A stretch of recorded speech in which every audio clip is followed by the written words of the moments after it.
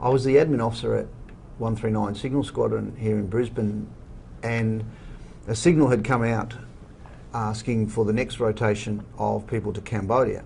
And I'd travelled a lot through Southeast Asia. I found the place very interesting and had always thought, and had bought the movie The Killing Fields and all that, and watched it, and I always had this thing for Cambodia. And when the people were getting ready to go, originally I was doing my young officer training in Watsonia and was totally intrigued by it. So when the signal had come out, as the admin officer, I got to read the signal, and it was asking the commanding officer to recommend which of the young officers should go off to Cambodia, and there was 5 of us lieutenants in the unit.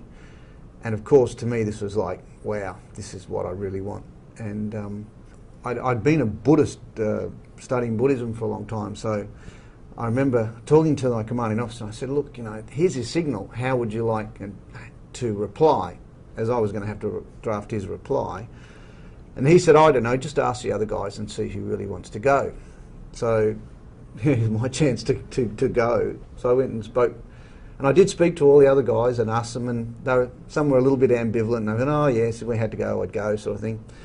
So I drew up a ranking that the CO had, and obviously had me at the start, recommending me because I studied Buddhism and understood the culture in that area.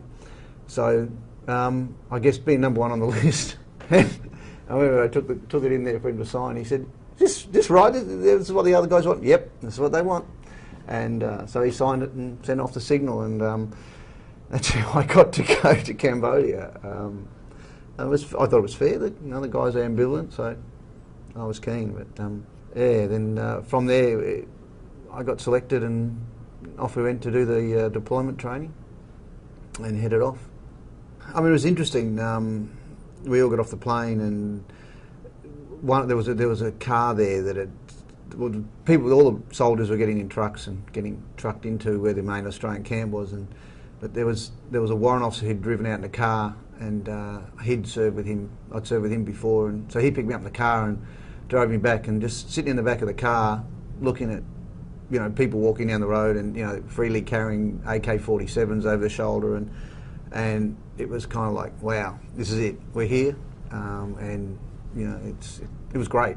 It was great to finally sort of achieve something. I mean, training for 12 years and then finally getting to do the job. It was good, a good feeling.